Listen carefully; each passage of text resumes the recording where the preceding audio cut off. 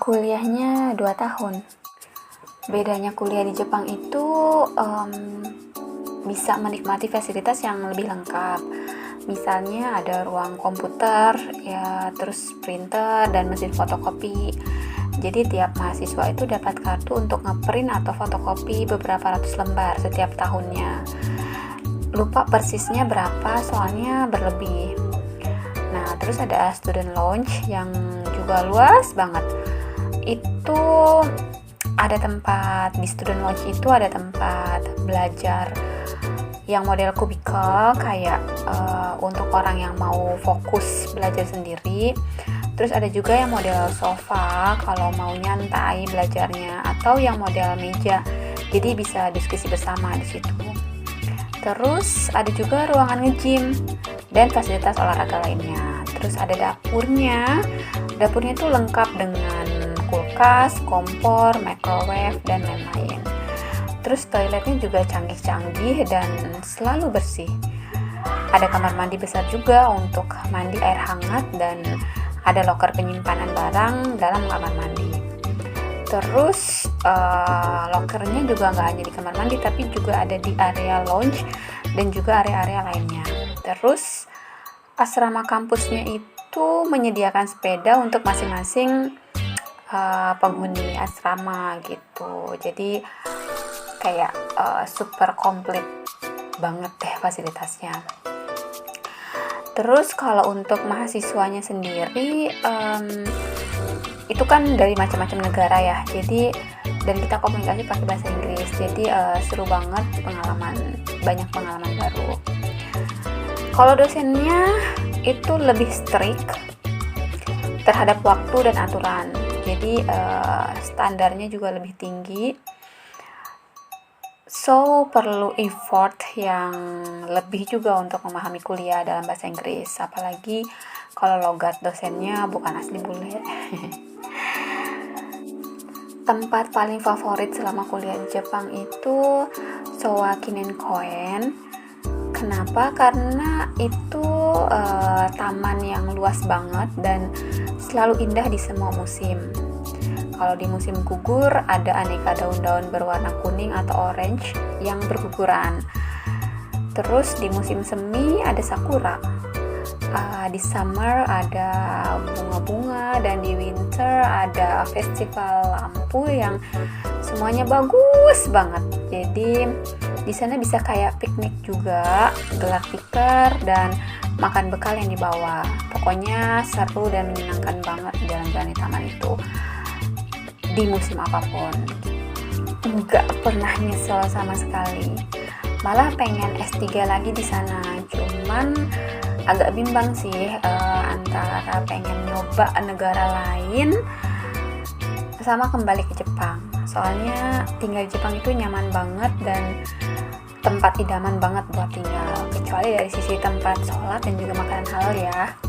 Bicara momen sulit itu mungkin pas lagi mau beli sesuatu yang harus berinteraksi dengan orang Jepang. Nah, misalnya mau beli HP Jepang. Sistem HP di sana itu kan bundling dengan operator yang dipilih. Dan agak-agak ribet menentuin pilihan paket-paketnya. Terus kalau salah pilih paket bisa membengkak banyak biaya komunikasi di sana. Tapi bukan masalah besar sih sebenarnya. Tinggal kalau mau beli HP, ajak teman yang bisa bahasa Inggris sekaligus bahasa Jepang. Jadi dia yang jadi perantaranya. Beres. Terus momen sulit lainnya, oh ya, kalau pas lagi mau sholat. Tapi nggak ada masjid atau musola yang dekat. Jadi sholat di mana aja deh. Malu sih diliatin orang, tapi kan banyak yang lalu lalang tuh. Tapi ya biarin aja, kan nggak kenal ini. Homesick ya, pasti pernah.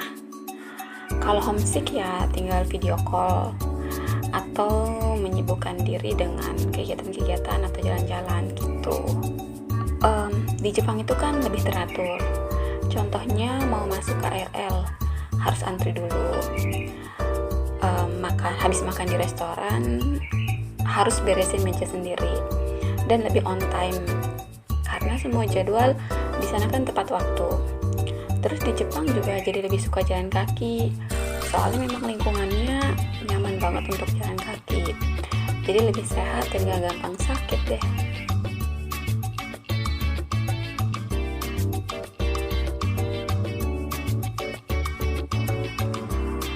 Indomie goreng.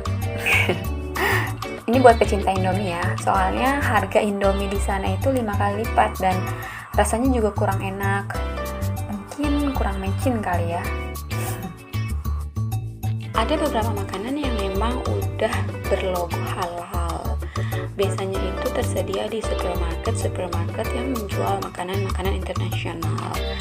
Kadang juga ngecek di internet atau grup-grup Facebook tentang halal Jepang. Biasanya ada info-info tentang makanan Jepang apa aja yang halal atau haram. Cara terakhir ya nanya. Kalau aku biasanya yang penting gak mengandung alkohol atau babi. Jadi pakai pertanyaan pamungkas. Kore wa alukoro to botaniku ga haite imasu ka?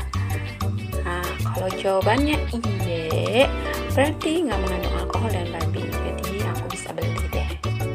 Yang pertama, kalau mau lebih hemat pengeluaran bulanannya, ya sering-sering masak sendiri.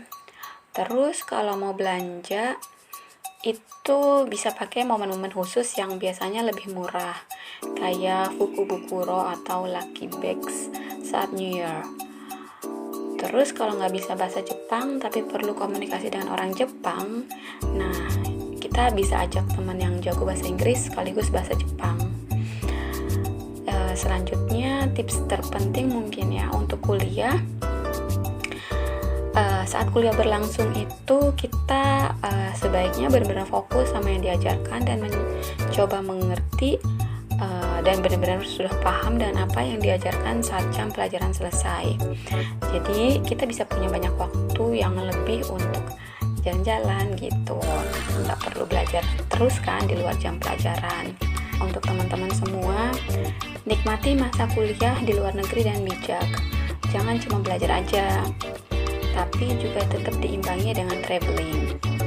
Jangan keseringan jalan-jalan juga, karena harus kembali fokus ke tujuan utama kita di sana itu untuk kuliah. Raih semuanya, kesuksesan dalam kuliah dan kesenangan dalam traveling.